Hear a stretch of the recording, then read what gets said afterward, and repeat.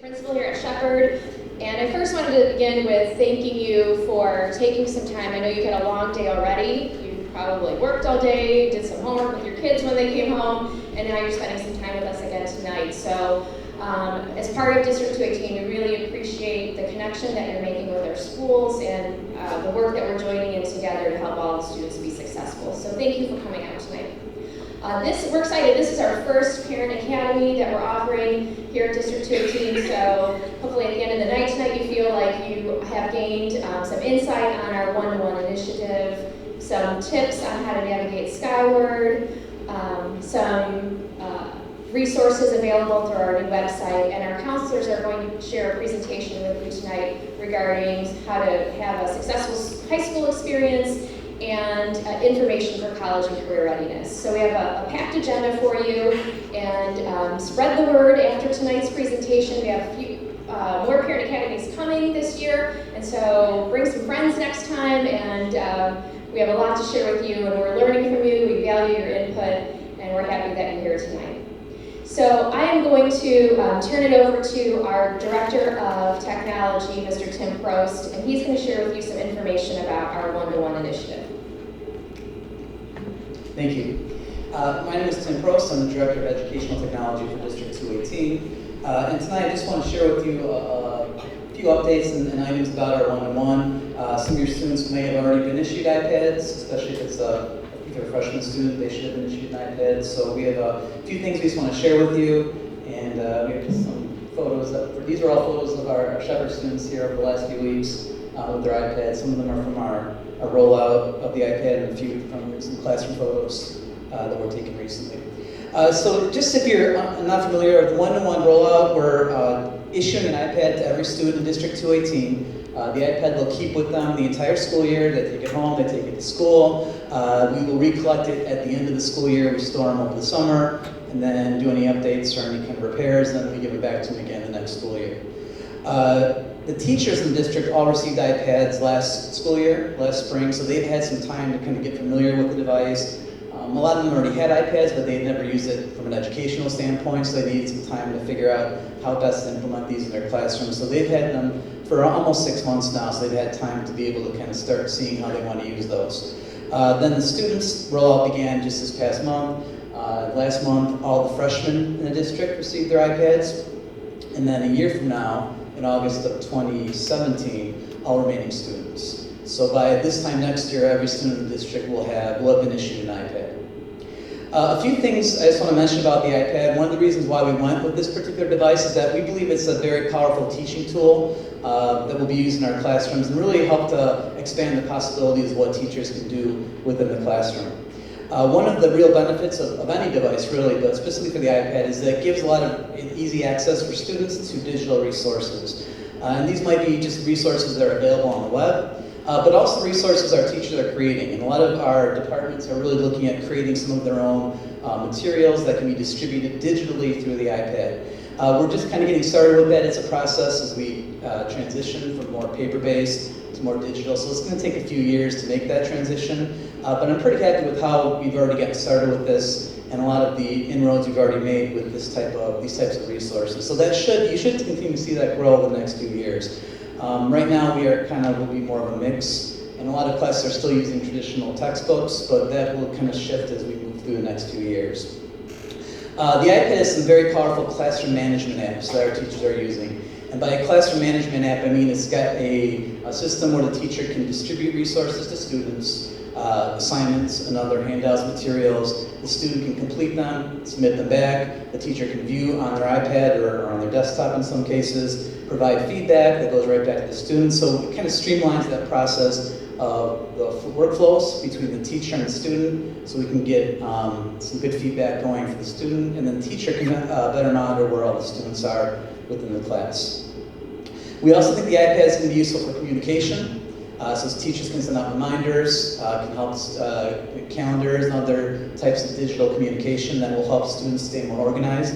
And just generally through these, like I mentioned, these classroom management apps, they provide a level of organization right there, so the student doesn't have to be searching for their backpack for that handout from 3 weeks ago. Everything is digitally stored within the classroom app for the students. So So they go into their app and all their materials for the whole semester. So let's say it's time to study for final exams. The student goes into that app. It's Google. A lot of teachers use Google Classroom as their classroom management app, or iTunes U is another one you might hear about from your students. Those are the two main apps that teachers are using. So they would go into their Google Classroom or their iTunes U, and all the materials for the whole year are in there, or the whole semester, so helping to study for final exams or prepare for projects, things like that.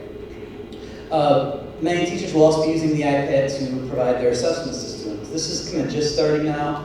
We've got our first few teachers kind of dipping their toe in the water on this, but it's a pretty cool thing that they can send out a quiz or a test. Students can take it on the iPad, get immediate feedback, see how they did in that quiz or test. The teacher gets the immediate feedback so they can kind of guide their teaching, maybe things they need to reteach, and the student gets immediate feedback as well on how they're doing in the class. Ultimately, for the iPad, kind of our vision is where we want to go is use the iPad to promote more creativity for students, give them chances to produce more things like videos, movies, audio, presentations, all within the device. Collaboration, working with other students through things like Google Docs, which we can use with the iPad as well. Increasing communication, between students, but especially with students and teachers, so you get those feedback mechanisms in place so the teacher can remind students about what's coming up and also give feedback on work that's been completed, and ultimately to promote more critical thinking.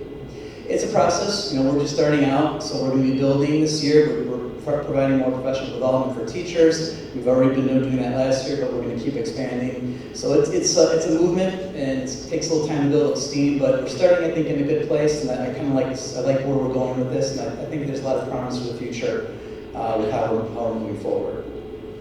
A few things about the iPad. And anytime, this is a huge initiative, and it needs collaboration, cooperation between what's happening in school and obviously what's happening at home. And so what we would like to ask you is that to take an active engagement with your students in the iPad. So when they bring their iPad home, engage with them with that iPad. Ask them about how they're using it in their classes. Ask your student to share with you what they're doing. If they're working on projects, to show me the projects you're working on. If they're making movies or recording audio or podcasts, whatever they're doing, they have them share with you on the device at home. I mentioned Google Classroom and iTunes U are two of the classroom management apps that most of our teachers are using. Ask the student, your student, show me your Google Classroom, show me your iTunes U. What are some of the communications your teacher is sending through there? What are some of the assignments you're working on? So it kind of is that traditional, show me what's in your backpack, now show me what's in your iPad. And have them show you what's in these apps. That's where a lot of that back and forth with the teacher will be happening. And you can even see, if the teacher's providing feedback through something like Google Classroom, you can go, there's a record, it keeps a permanent record in there so you can see, these are the things that, here's what your teacher said about your assignment. Here's the feedback that she gave you or he gave you on what you had turned in. Same thing for iTunes U for teachers using that system. In terms of, sorry, I've lost my train of thought. Safety. So obviously safety is a top concern. And anytime you're providing devices for students, that's something that we want to team with parents on, making sure we're keeping students safe on the internet. So we have things that we're doing in school, but then we need your help to also do things out of school. So in terms of in school, we have a filter system. It's not just for iPads, it's for any internet-connected device in the whole district. This filter system will restrict student access to inappropriate websites. So that system functions across the entire district, anything that is connected to the internet. So it would also be working on anything that the student searches for on the iPad when they're at school. We also have a management system that allows us to control all the iPads in the district. And this particular management system will allow us to block certain apps. So if there are apps that are being used for bullying, for example, that promote risky behaviors, we can block those for all students, and we have already done that for several apps that we think just aren't appropriate for school. They're just blocked, and students can't access them on their iPads. They can't access them at school or at home. They're just completely unavailable to students. So we do have that capability, and we have been using it for any apps we think might promote things like bullying or risky behaviors. When your student is home with the iPad, like I mentioned before, engage with the student with that iPad. So ask them to show you, what are the apps you have on there? Show me your iPad, show me the apps you're using on the iPad. So go ahead and ask them, show me what's on there. If there's things on there you don't think should be, ask them to delete it. That's totally your prerogative. We're not here to say anything they download should be kept on. If you don't like what's on there, say delete that app. And that's well within your control, and as the parent of the child, to have them delete anything that you don't want on that iPad. Set limits on how your child uses that iPad. So when they bring it home, again, it's your house, your rules. If you don't want them using it at a certain time, set that rule with the student, with your child. You have to have anything you're doing on iPad done by 9 p.m. or 10 p.m. However you want to structure it at home, we encourage you to do that. Lay the kind of ground rules with your student and let them know, here's how this is going to be used at home. We're doing the same thing with our teachers at school. Laying certain ground rules and frameworks for how they should be used, and we encourage you to do the same thing when your student has it at home. And just like we're doing at school, we ask you to monitor your child's use of the internet at home. Keep an eye on what they're doing on that device. Many internet providers like Comcast have parental controls. You can access and block certain things through your home internet, similar to how we're blocking things kind of on a larger scale here in the district. But most of the internet providers, I know Comcast does, has those tools built into their they have parental dashboards or parental controls where you can do those types of things. If you want more details on the one-to-one, we do have a part of our website just dedicated to one-to-one, where all the kind of frequently asked questions, our policies are all located on that, and we'll be showing that in just a little while for the one-to-one program. Okay, so I'm going to send this over now to Karen Miller. Karen is our application specialist here at Shepherd, and she's going to give you a brief introduction to Skyward, as well as the website, and she'll show you where these one-to-one documents are on the website.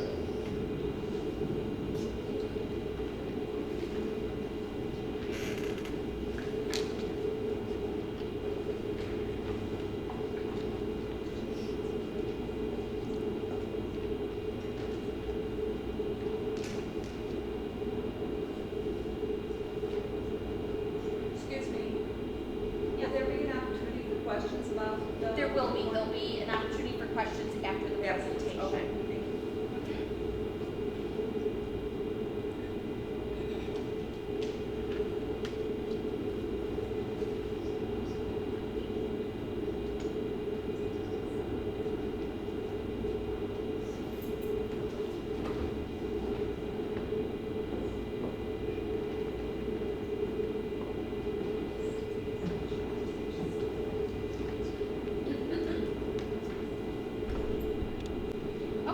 My name is Karen Miller, and I'm the application specialist here at the high school. I work with the staff members working on software. My contact information is up on the screen.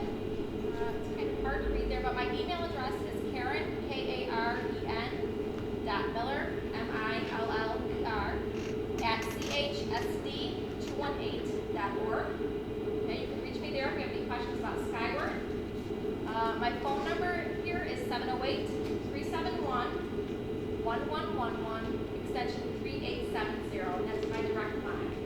Okay, so if you have any problems with Skyward, any questions, any login issues, your password reset, you don't know your username, feel free to contact me either through email or the phone number listed on the screen. Can you hear me okay? I'm not going to really be able to use the mic because I'm going to be using the laptop and showing you some live data up on the screen. Okay.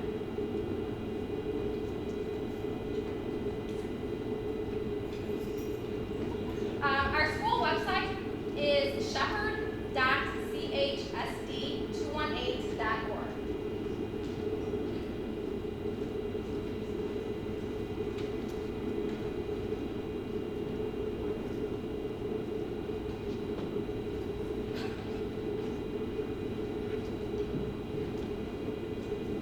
Who's going to hold the mic for me? Okay.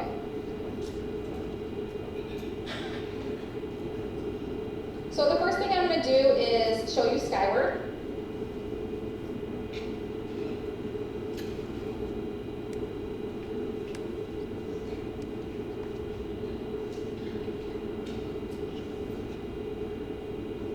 You'll access Skyward through our district or school webpage, and I'll show you how to do that when I go over the website. But once you log into Skyward, this is what you're going to see. In Skyward,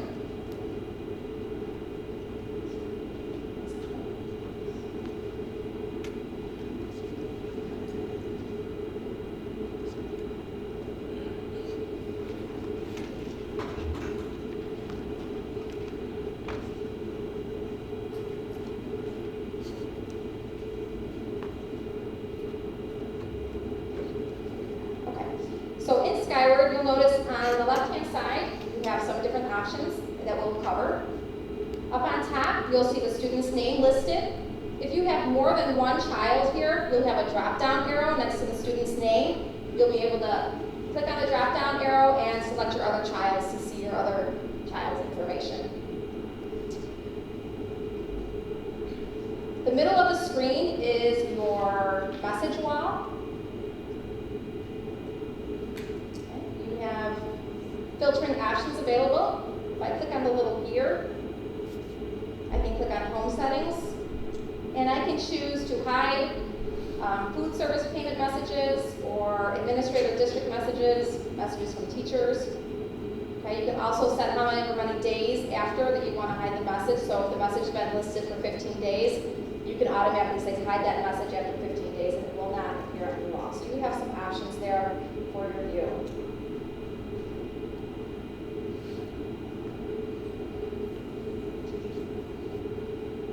You also have teachers' messages. If they post anything, you'll see them listed as well.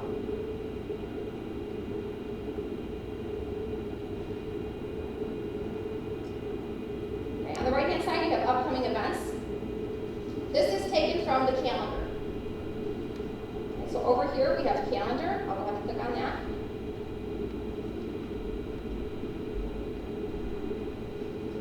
All right, you'll notice all the assignments are listed in the calendar here. In parentheses, you'll see the student's grade for that assignment.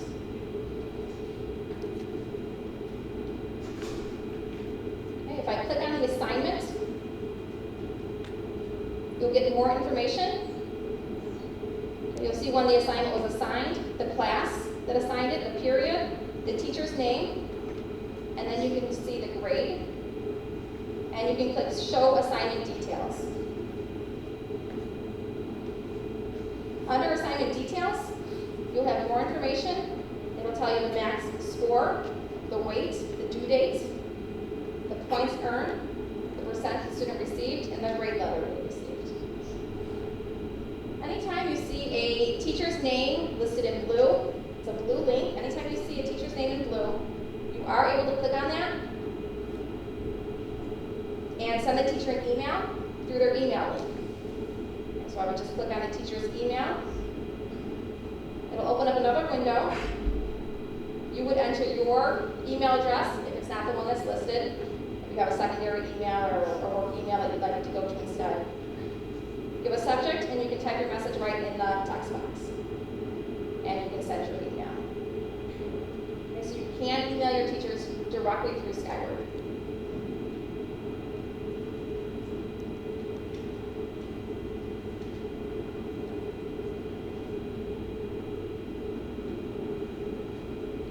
You can change your calendar display. Okay, you can do a week, you can do a day view, you can do a month view, which is what we're currently on. You also have an option to just pick a date, and you can print the calendar.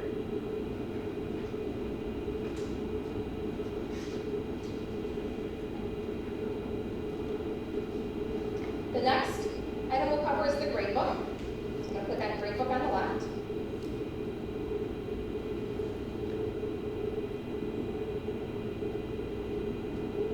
Okay, here you'll notice all the courses that the student is taking.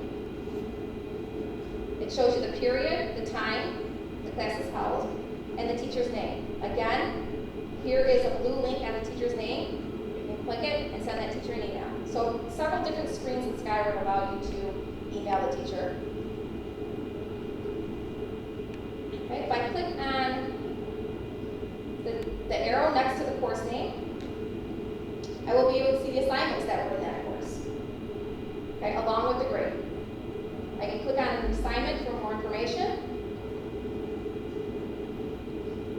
Again, it's giving me the max score, the score the student received, the percent, and the grade level, or the grade letter.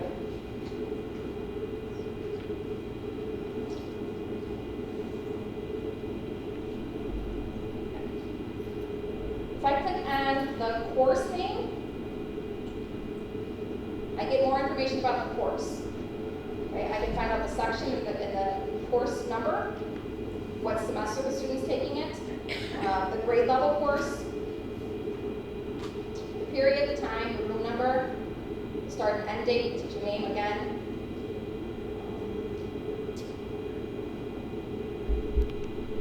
Email the teacher. Anything that's blue is a link in Skyward, so you can click on it and get additional information. If I click on the letter grade underneath GB1, I'm going to get an assignment summary. It's going to list all the assignments in that course, along with the current percentage. Again, you can click on any one of these assignments for more information.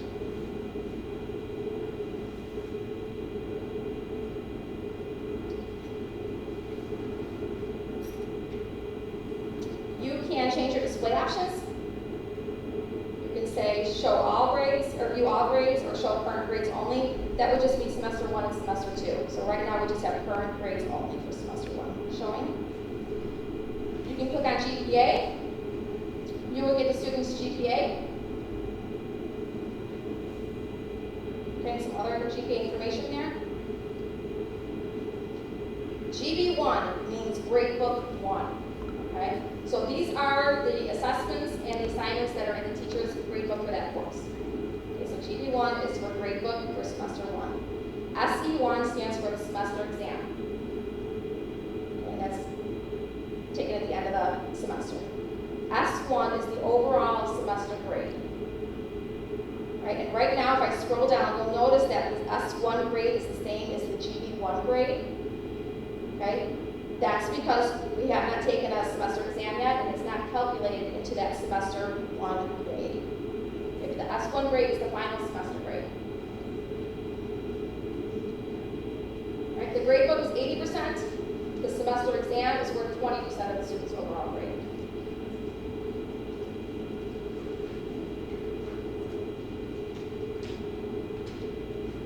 We'll go ahead and talk about attendance next. Right, on the attendance screen, you'll see today's attendance up on top. It'll then give you a history of the attendance for the school year right here. You'll also see a chart by period or by day.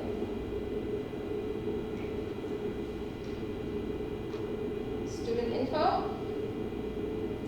You'll see the student information listed here along with your address and emergency contacts. You do not have rights to change anything on the screen. So if you notice something that's incorrect, you can check your settings to see if you can change it there, and if not, you can just call the school and we'll get you in contact with who can change that for you. Okay, so just double check your information here.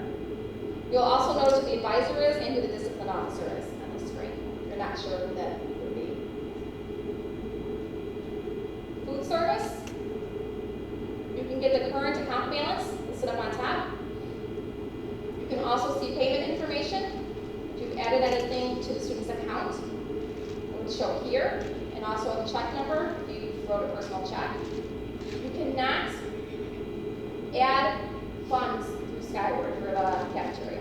Okay, you can give the student cash or a check, and they can do that through the line with the cafeteria lines, and they can add it to their account that way. Okay, it's not available in Skyward as of yet. You can view the breakfast and lunch menu right on the screen. If I clicked on this link, it would take you to an external website that will show you the breakfast and lunch menu. On the right-hand side, you will be able to see weekly purchases. So what was purchased during this past week?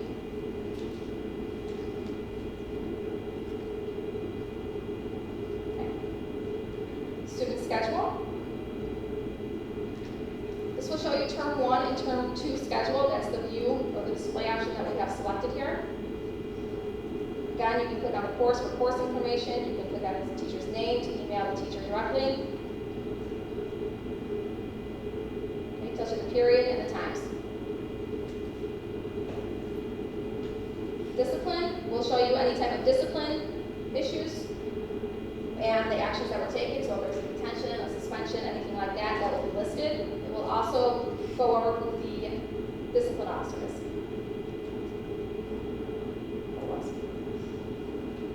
Your test scores, these are not test scores in your courses. These are test scores that are provided by the school or by the state. You'll be able to click on show scores to reveal those scores. Okay? So we have a PARCC test in here, an Explorer ACT test. So you would just click on show scores, you'd be able to see the scores that the student received. Fee management, you'd be able to see any fees that you owe or your payments. Okay, you can click up here on make a payment, and that will take you to another screen where you can log in and put your credit card information in and make payments through the website. Activities will show you any type of activities the student is currently in. You can also view previous year activities and whoever the sponsor was for that activity or the coach.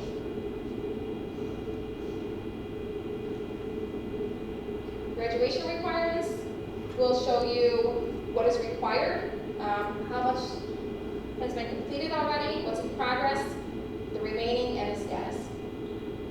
So you can look at the courses here and determine what the graduation requirements are.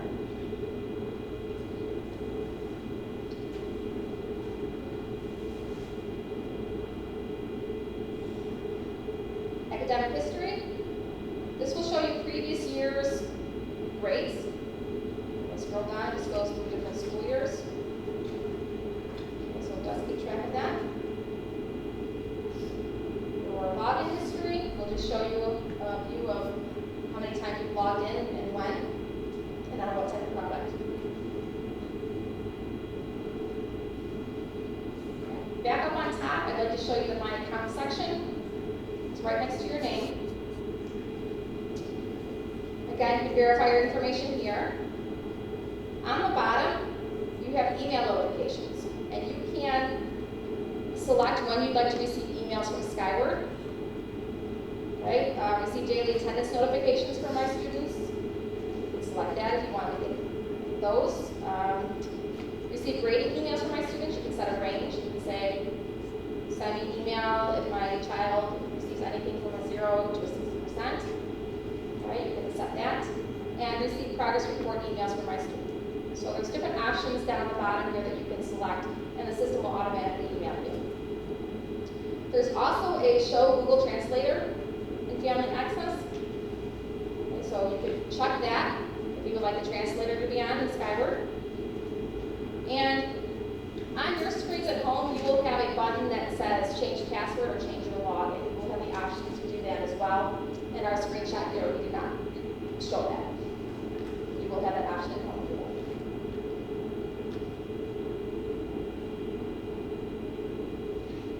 Okay, email history would show you history of any emails that you've sent to the teachers.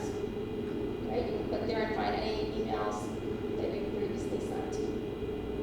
And in the upper right-hand corner is where you would exit.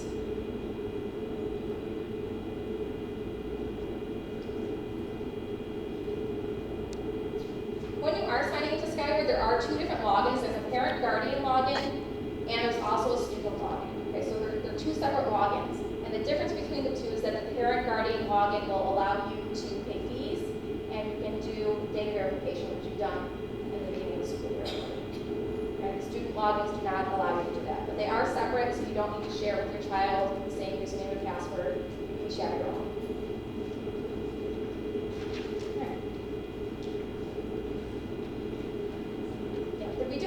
There is a Skyward app that you can download. It's just titled Skyward, so if you're on your phone or your iPad or a tablet, you go to the App Store and search for Skyward. After you download Skyward, it's going to ask you for your district, what district you belong to. Just type in 218, and it'll come up with Community High School 218 or CHSD 218. Okay, that's the one that you want to select, and then you can just continue the download process from there. Within the app, it's going to ask you for a 4-digit code.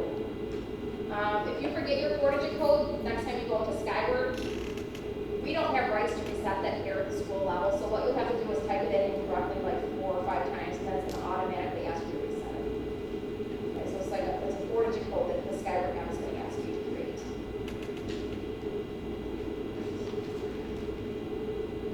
All right. Next, I'd like to show you our school website.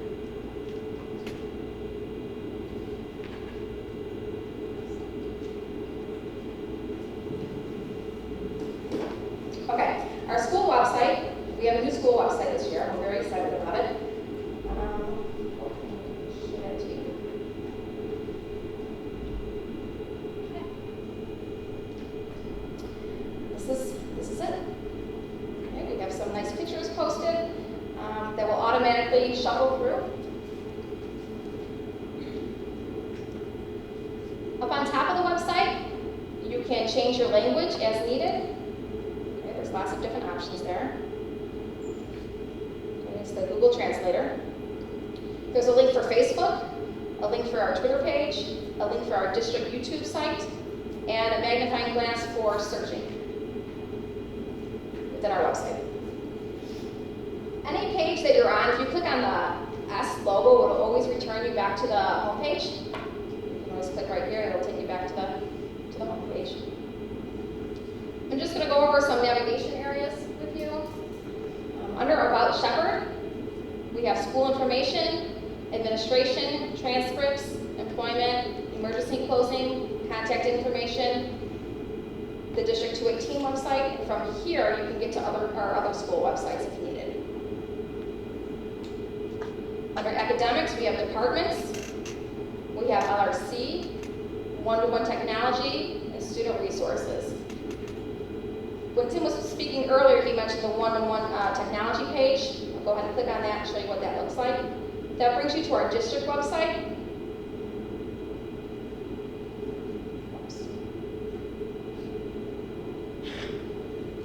If I scroll down here, here are the PDF files of our procedures and our policies and the IPAD protection plan. So you can click on these and open them. Feel free to read through those. But that is where those are located. Again, that comes up under academics and one-to-one technology. Okay, activities and athletics. We have activities information, activities pages, athletics information, athletic schedule, and code of conduct. Student services is where we're going to find counseling, discipline, health services, psychologists, social workers, and speech pathologists. Parent and community, that's where we're going to find the parent support page, which I will go ahead and click on and show you that. I know Kim will be adding stuff as needed to this page. We have Booster Club, Education Foundation, Alumni, and School Store. And then we have staff links. These are just for staff, so you wouldn't need to go in there and click on anything under staff links. On the right-hand side, we have Student Showcase, which has some pretty neat stuff in there. We have our 218 Today magazine. Okay, we have our art gallery. Some student artwork in there. We have our newspaper, the Freedom 7, our photo album, and the District 218 videos.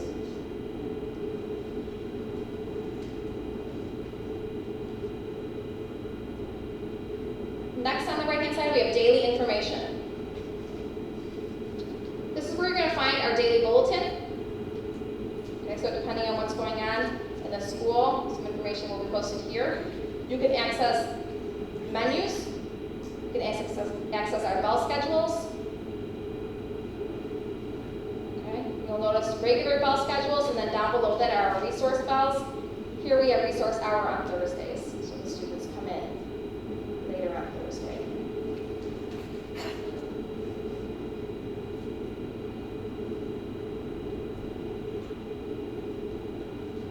Okay. Skyward Family and Student. This is where you're going to sign on for Skyward. You're going to click on the link and use your username and password for Skyward to log in.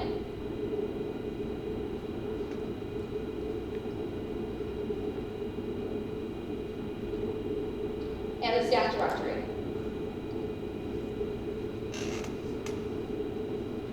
Okay, this is a work in progress. Our whole website's kind of still a work in progress. It's brand new for the school year. Teachers are still adding their names to our directory. But you'll see the teacher name, their position.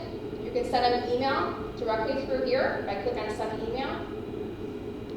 You type your name in there in the box. You type your email, subject, and the message. Type in the verification code. And you can send yourself a copy if you'd like. And then click send email. Okay, so you can email the teachers through the directory as well. You will also see the teacher's voicemail extension number listed.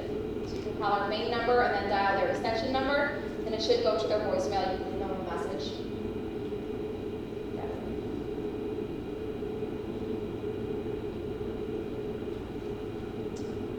scrolling down underneath the photo section, we have latest news. This is our announcement and news area. The website will only show 4 boxes there for the latest news. So if there's more news, you can always click on show all, and that will bring you to additional news items.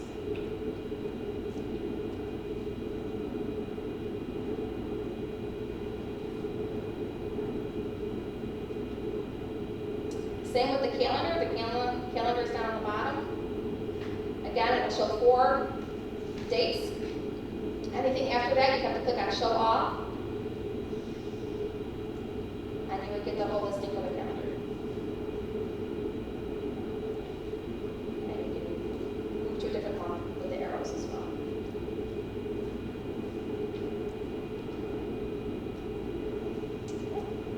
That is our new school website. So from here, thank you. I'd like to turn it over to our counseling department and Helen Pappas.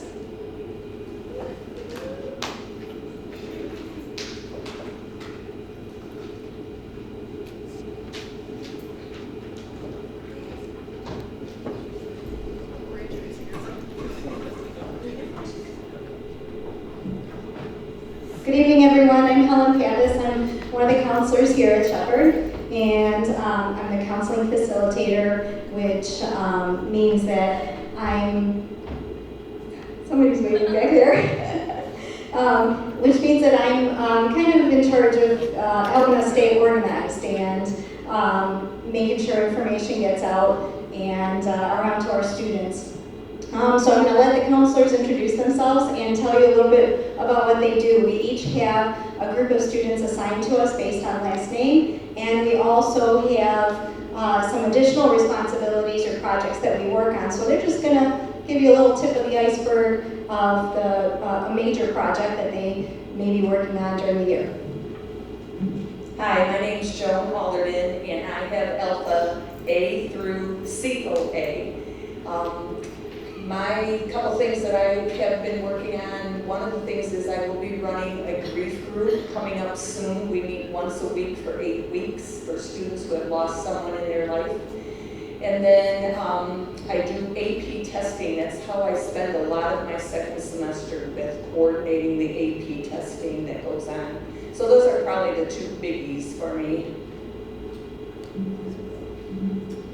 Hi, my name is Simeon Shalom, and my office guys runs from COB to GRA.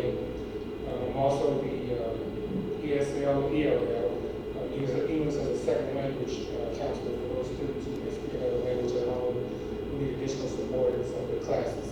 I also coach the boys bowling team.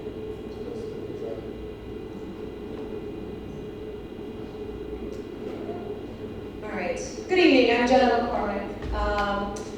I have the last name Alphas, GRB to KLI, and then I'm also the college specialist in the building, so I'm actually taking over.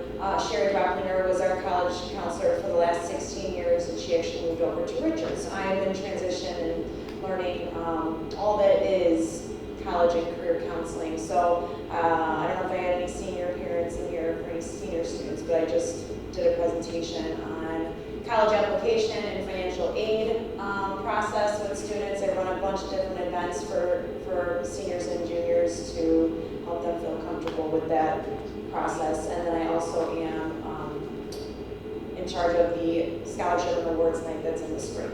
So those are the big ones, but mostly with the seniors. Good evening, everybody. My name is Brittany Gray. I am responsible for last names MAK through PES. I am a new counselor here. This is my first year. I'm replacing Miss Sherry Riplinger, and I oversee the freshman transition program. So I'm responsible for disseminating curriculum to the freshmen in terms of their workrooms. They meet every day except for Thursdays, and they meet here on Tuesdays. We cover everything from social, emotional topics to academic topics and career topics. Good evening, I'm Jim Bettis, Alpha PET through SL. I also work very closely with the students who have IEPs and special education programs and special autism programs here, as well as NCAA clearinghouse information. So if we have athletes that need to get registered with the NCAA clearinghouse for eligibility for college athletics, they can come to me and I'll work hand in hand with them and their coach. As you can see too, Jean O'Brien is not here tonight, but she has the rest of the alphabet, S, M through Z. She is in charge of the junior advisory program and works very hard on our college and career expo, which is October 26th at the district office. And I dare say 100 representatives, somewhere around there, from area colleges, over 100. So it's a very, very big program and something that you should look forward to coming to with your child at our district office. Okay, and we also have Mrs. Bennett. She's our career counselor. She's here with us 2 days a week, sometimes more, but generally she's a part-time counselor, and she puts together all of our field trips that our students go on to a variety of different places to explore careers. So those, we're going to have those posted on our website, but we are reaching out to students who we know are interested in certain careers so that they can get hooked up with Mrs. Bennett and get to go on some of those field trips. We feel that actually seeing people on the job or talking to career professionals is really important for our students so that they can set some good, realistic goals and get excited about their futures. So we definitely don't want them to get through high school and definitely not get through college to have their first experience with somebody working on the job in a career. It's happened to too many people who have thought they wanted to be a teacher, and then their last semester in college, they finally get to student teach and decide they don't like the school environment. Okay, so we want them to be in touch with people in different environments and different careers before that. So Mrs. Bennett is a valuable resource to us. I also listed our support services staff, our social workers, school psychologists, and speech therapists. We work very closely with them so we can make sure all of our students' needs are met.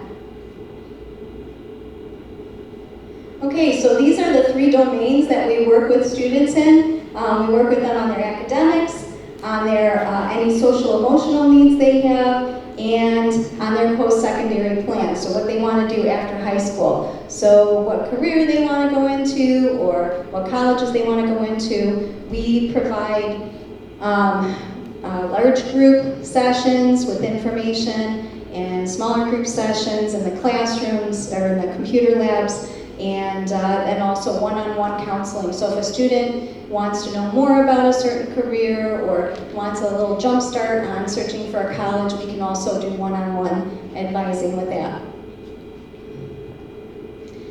Okay, so how can a student see their counselor? We get a lot, sometimes parents calling us saying, you know, my son or my daughter doesn't know when they can come and see you. And most often it's freshmen, but sometimes it's sophomores or juniors too.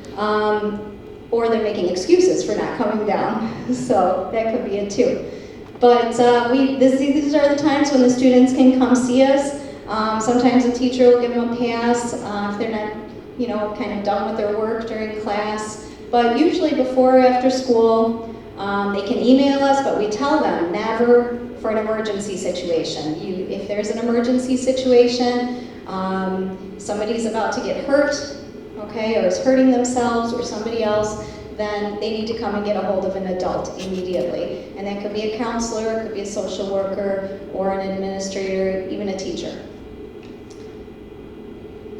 Okay, go ahead.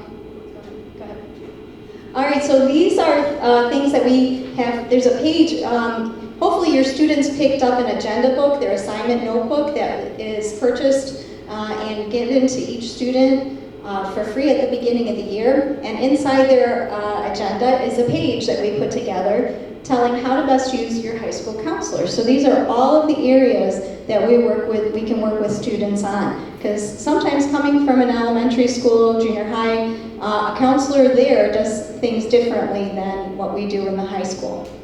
So these are just some of the things. And is there anybody who didn't pick up a packet when they came in? If you didn't get a packet, Kim, I'm not sure where they're located.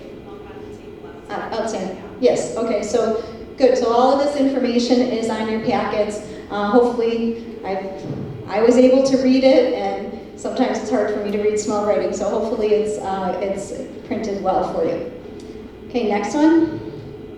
All right, counseling throughout the 4 years. This is fluid for us. We are constantly, we're thinking we have a student that we've been working with since freshman year, and all of a sudden they're a junior and they come in and they say, I don't want to be a nurse anymore. Okay, so then we start from the beginning. So it's not always set, like we only do this with freshmen, or we only do this with sophomores or juniors or seniors. It's pretty fluid. We try to expose our students right from freshman year to college and career information a little bit at a time, so that by the time they get to be seniors, hopefully they've got a nice solid body of knowledge to help them make really good decisions. So these are the things that we do. We talk to our students about graduation requirements and how to pick courses for next year for high school and why their GPA is important. We will work with students on setting goals and creating a 4-year plan, okay? We do it as a group, we give them information, we show them how to create a 4-year plan, but if they also want more one-on-one help, we'll sit down with them one-on-one and do that. And we provide them with information about a lot of different areas. If they're having a hard time in class, they're struggling, we can help them get connected with tutoring resources.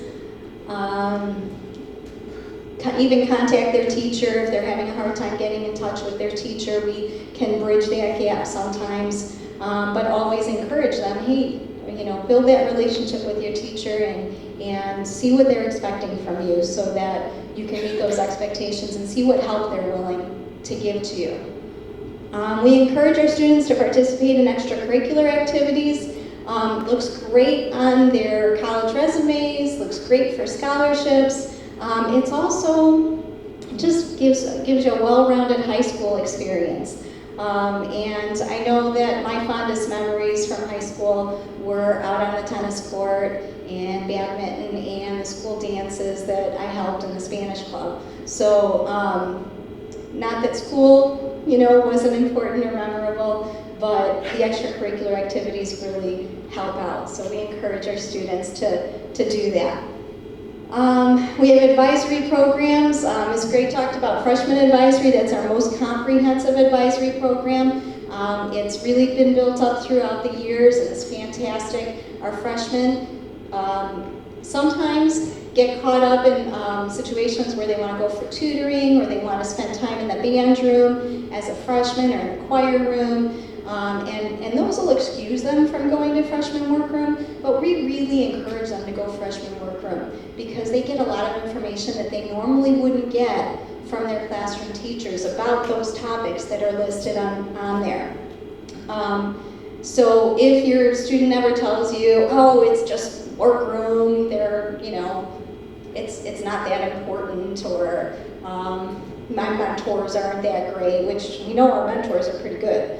So it gives them an opportunity also to connect with those juniors and seniors, and even some of our sophomores who have really good leadership skills and are volunteering their time almost every day of the week to help out these freshmen. So if your students are also looking for leadership experience, okay, thinking about becoming a teacher, then being a mentor is an awesome opportunity, and they should speak with Ms. Gray in the spring so we can get them in and get them trained for next year. Standardized testing, we're going to be talking a little bit about that. We have our hands full with standardized testing because it is such an important part. It's like a door opener for a lot of our students to the world of college. We help them with college and career, financial aid, and social emotional support. We work with students ranging from student comes in, they had a fight with their brother or sister in the morning and they're upset and they're crying and they don't want to go to class yet, so they can come to our office and sit, cry it out for a few minutes, and when they're ready, get to class. Then we have some more, ranges all the way to our students who talk about suicide, self-harm, overwhelming stress, and then we reach out to parents and we connect parents with resources, or we encourage parents to get their students connected with resources, whether it's a pediatrician who can then refer to a to a psychologist or a psychiatrist or a therapist. We don't want these things to get in the way of our students being successful. So sometimes teenagers go through a lot of ups and downs and emotions, and I'm sure you see it in your own home. And there's reasons for that, and sometimes they just need to talk it out with somebody. All right, so the student's role throughout the 4 years. So what we'd like our students to be is right across the top there. Okay, that pretty much sums it up. Be early, be organized, be responsible, and be prepared. And some of our students struggle with these things, so we try to be there to help them with those. We want them to take care of their physical and mental health. Okay, our students are, they're night owls. They're teenagers. They want to stay up late and not just to do homework. Okay, so we want them to tell them that it's really important that they take care of their physical health and get good rest, because it helps them deal with stress. And stress in high school is not always a bad thing, because it keeps them going, keeps them energized. But too much stress is what we want to avoid. Okay, and getting some sleep, eating right, getting exercise is good for them. Okay, so that we encourage our students to do all of these things here. And I'm not going to go through them one at a time, because they're there in your packets and you can read through them. But one of the things that we want them to do is, for 4-year planning, take course selection seriously. We start with Career Cruising. It's a computer program that we have all of our students working on starting in the first quarter of the year. So at the end of September, beginning of October, all of your students will be doing something in Career Cruising. They have their own accounts, and if they're sophomores, juniors, or seniors, they should be able to log in there and show you what they've been doing in Career Cruising. And in Career Cruising, there's a course planner tool where they can choose their courses for the next 3 or 4 years. So we encourage our students to to take the process seriously and pick the right courses in January, because that's how the district plans for the following year. It's our students' choices and what they want. And there's some opportunities to change their minds in May, okay? But not after May, during the summer or in August. All right, so we want them to be involved in exploring careers. We want them to research financial aid and college. They're on their phones, they're on their iPads, or they're on their computers all the time, okay? But they're not necessarily doing things to help them prepare for their future, okay? YouTube, it has some good stuff out there, educational, but they're not going to those educational sites, okay? They're doing the fun stuff. Am I right, kids? You guys are in here? Okay. So how many of your students have you caught on Career Cruising at 12 o'clock at night?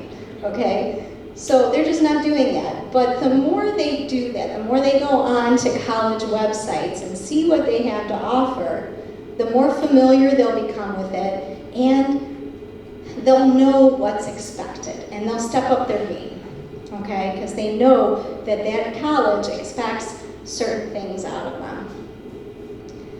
All right, parent roles, okay? We've had a lot of parents asking, what should I be doing? Okay, and that is not always an easy answer, okay? There's a trick to things, and I'm a parent of 3 teenage boys, and my husband tells me, you're a helicopter parent, get off their backs. Leave them alone, they need to start being independent, okay? And so you kind of learn when to back off and when to let them make some mistakes, but it's not easy, okay? So we all know that. But just some basics about a parent, they still need us, okay? They still need us to be watching, even if we're just watching in the background, even if we're not, all over every single decision they make every day. We just kind of watch and see what's going on. But keep your lines of communication open. If you have a question about, for a teacher, then contact the teacher. If you have a question about college or career or anything else and you don't know who to ask, contact your student's counselor, and most of the time we can connect you to the right person. Set boundaries, follow through. Like I said, they need us. They need us not only to be watching, but also to drawing that red line and saying, don't step over that, okay? And if you do, then there's consequences. Utilizing Skyward, don't just go on it yourself, unless you want to hang back and just watch and monitor, that's fine. But if your student's struggling and having trouble keeping up, sit down with them once a week, regularly, once every couple of weeks, and take a look at Skyward so that they're right there with you and explaining what's going on. Modeling, okay, organization and time management. So these are valuable skills for our students, and as parents, we can model them for them because they do watch us. They do observe our habits and our behaviors, and they will mimic them. Encourage them to become involved in extracurricular activities whenever possible, even if it's not in school. There are students who are involved in activities out in the community. We don't have a gymnastics program, but we have gymnasts. We don't have a hockey program, we have hockey players. Lacrosse, those are just sports, but there are church activities as well, volunteer activities. Any student who's looking to go into the police force, there are some cadet programs in the area. Those students looking to go into the medical field can go volunteer at one of the area hospitals. Okay, so anything like that, encourage them to get involved, to follow their interests. Help them identify their strengths and weaknesses. If you ask a lot of our students what their strengths are and what their weaknesses are, they might not be able to tell you, okay? Because they're not used to talking about that. So it's a good conversation to have with your son or daughter. What do you think you're good at? What are your strengths? Let's identify. They might be able to tell you what their weaknesses are, okay? But maybe not their strengths, but it's important that they know them. Careers. Share with your students how you got to your career, or have relatives that are in certain careers. Share their pathway so that your student starts knowing, what do I have to do to get to this goal? And it doesn't matter what career it is. They can still learn what it takes to get to any career, the steps in that pathway. So the more information they gather, the better decisions that they'll be able to make later on. Communicating, we talked about that, participating in our parent academies, college campus visits, okay? Those of you who have students who want to go to college, one of the best learning experiences is to actually go to college campuses and visit.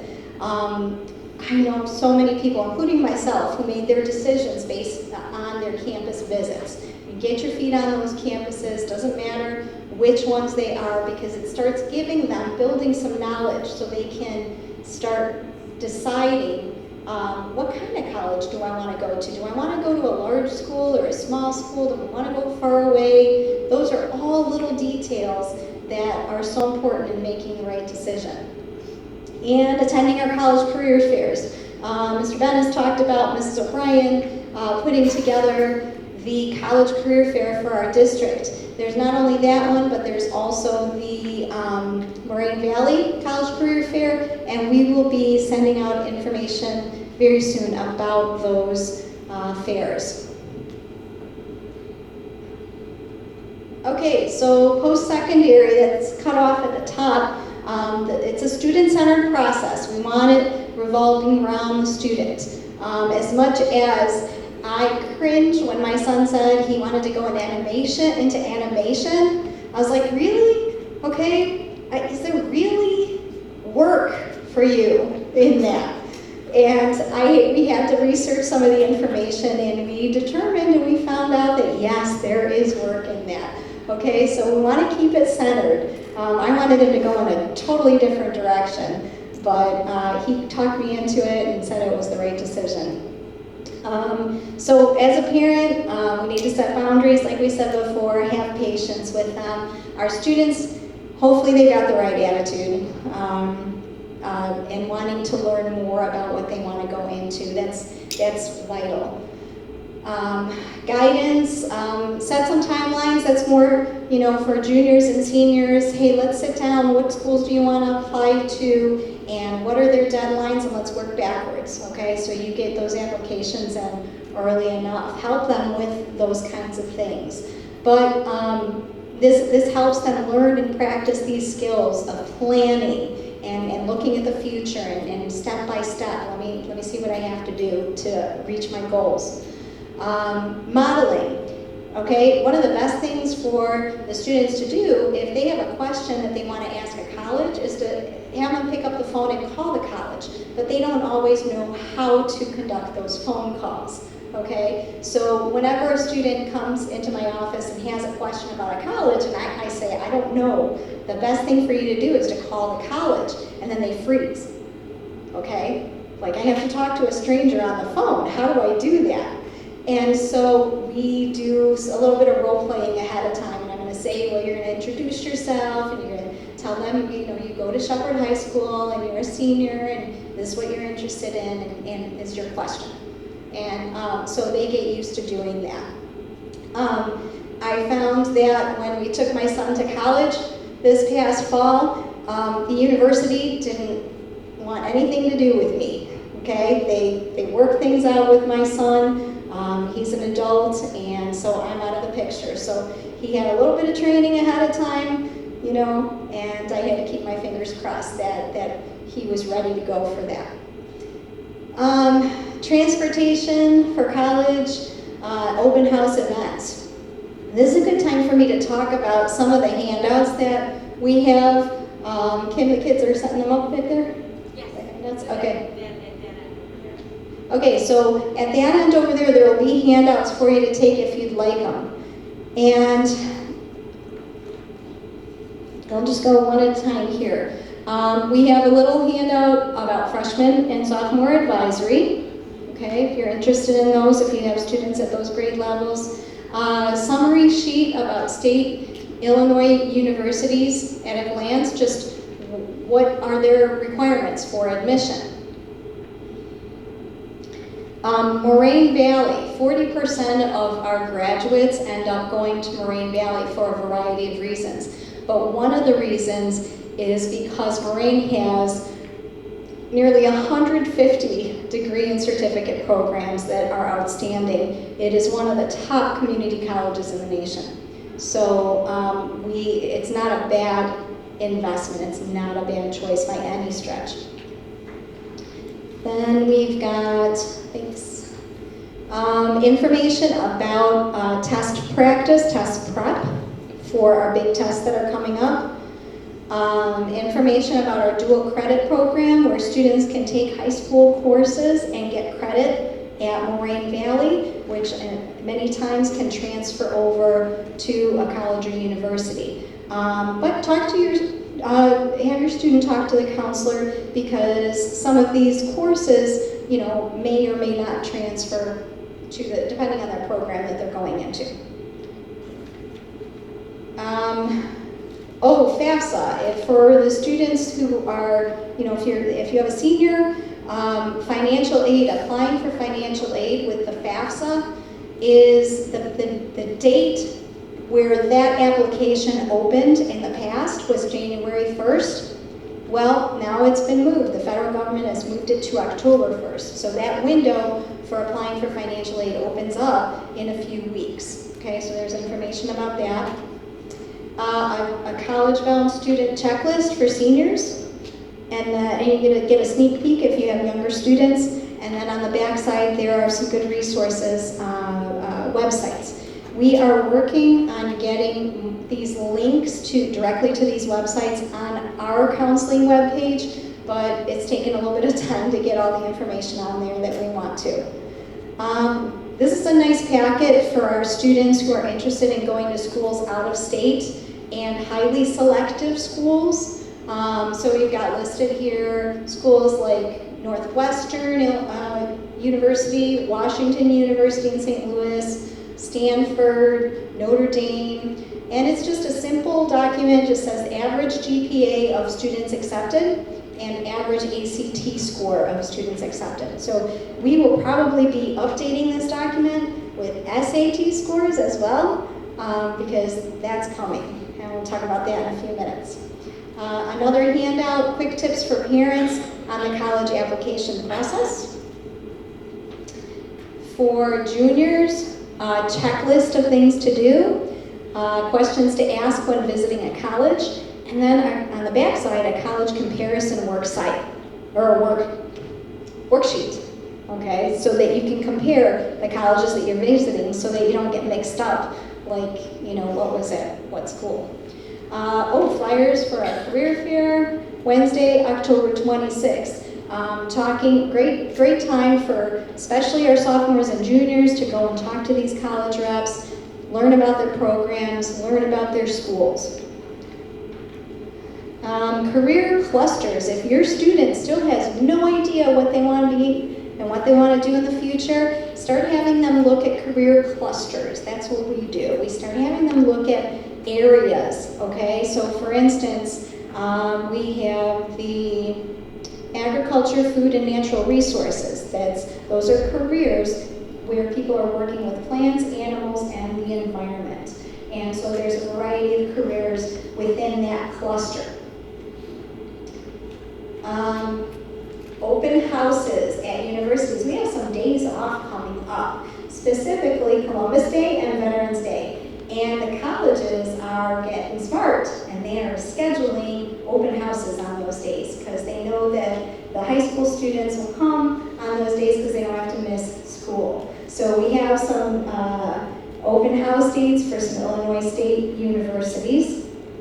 And then on the back side of that sheet is questions to ask at a college fair, but also on a college visit.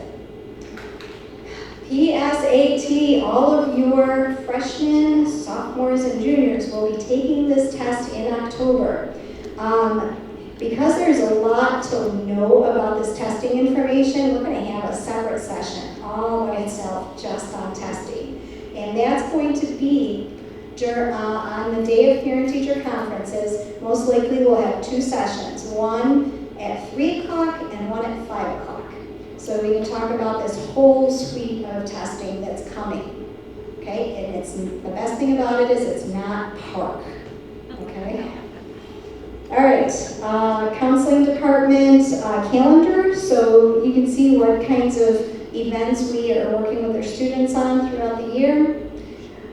For juniors, Job Shadow Day. Important information about this. Mrs. Bennett puts this out and organizes it, gets the information out to the kids. We really encourage our juniors to get out and take a half day of school and go shadow.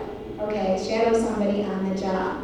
So freshmen, we hold their hand, we give them information. Sophomores, we give them information. They have a career day and get to see your speakers coming in. But by the time they're juniors, we're hoping that they're ready to get out there and start seeing some of the workplaces.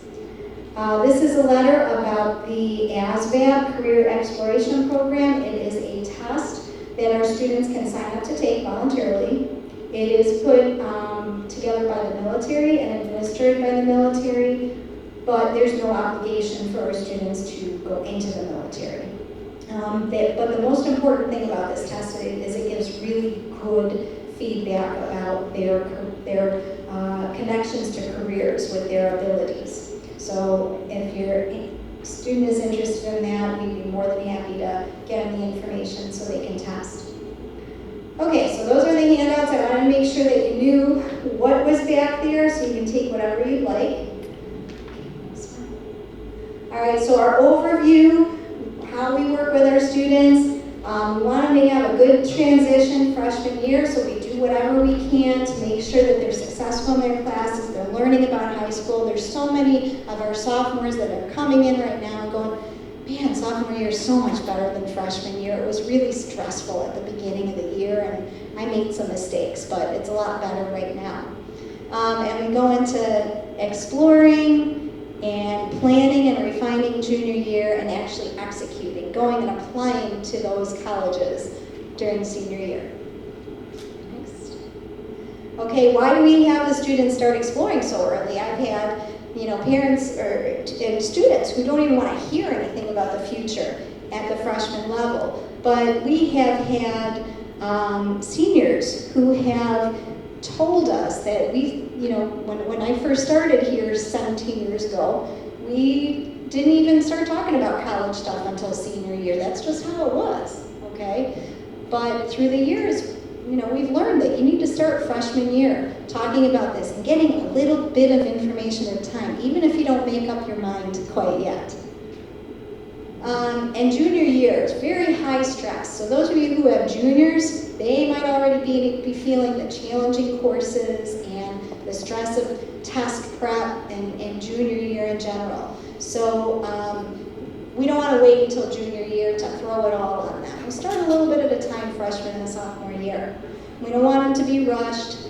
We want them to be motivated to get the good grades, because they know that the college that they want to go to needs a high GPA and a high ACT score or SAT score. Next one. Okay, testing. Here are the big major tests that our students will take. And the College Board has contracted with the state of Illinois this year. They're no longer doing PARCC.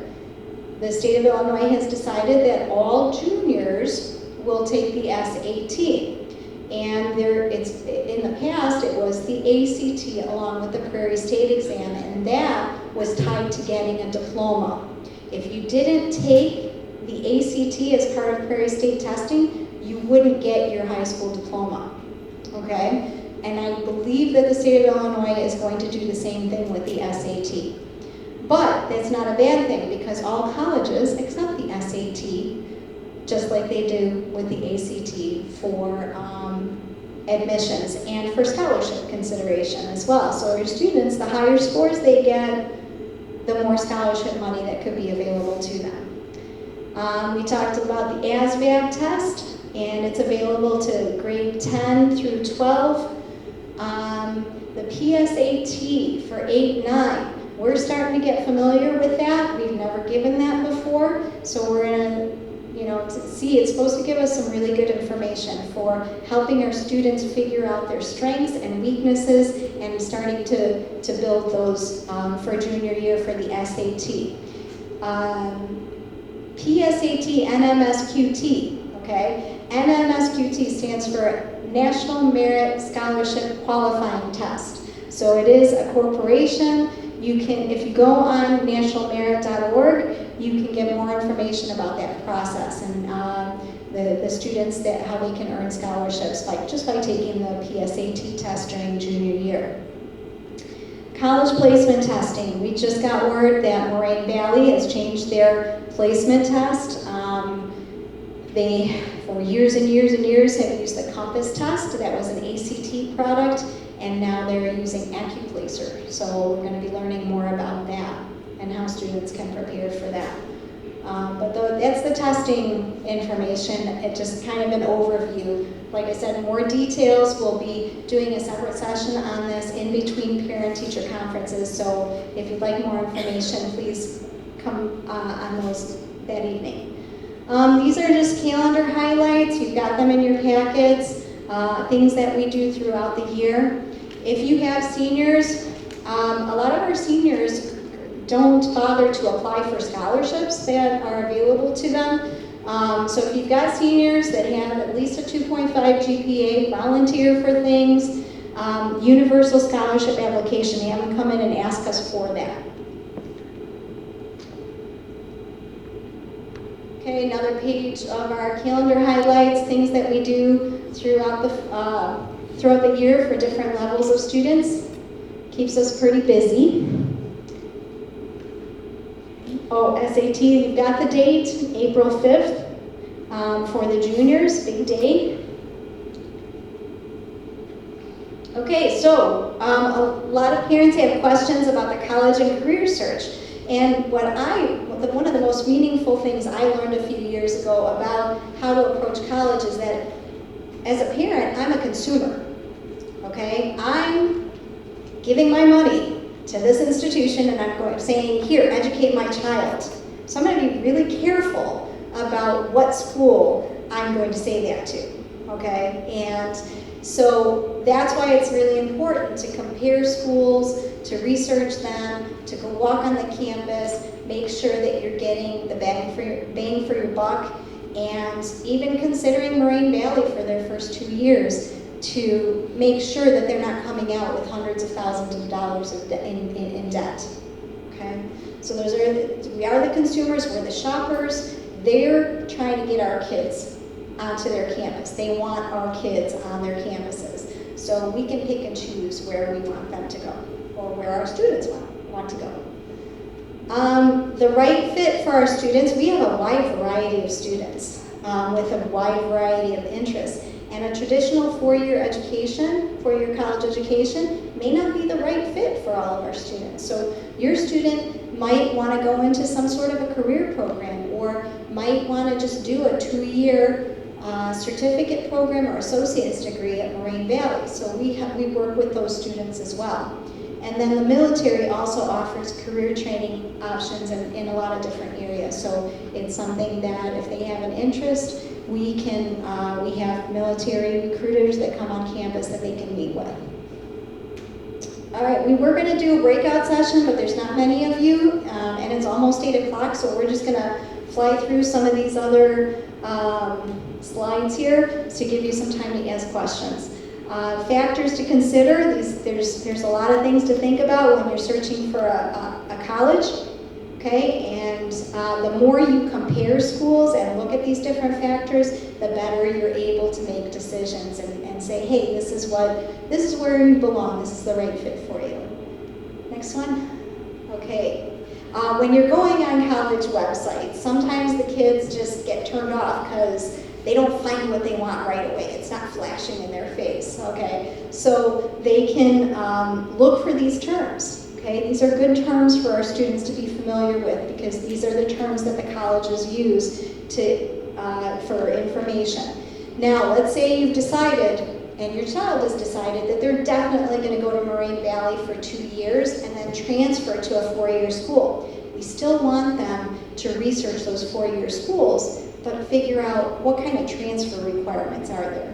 What kind of GPA do I have to get at Moraine Valley? What kind of classes do I have to take at Moraine Valley in order to transfer to that university? And will I even like it? So I should visit now so I know if I like it later on.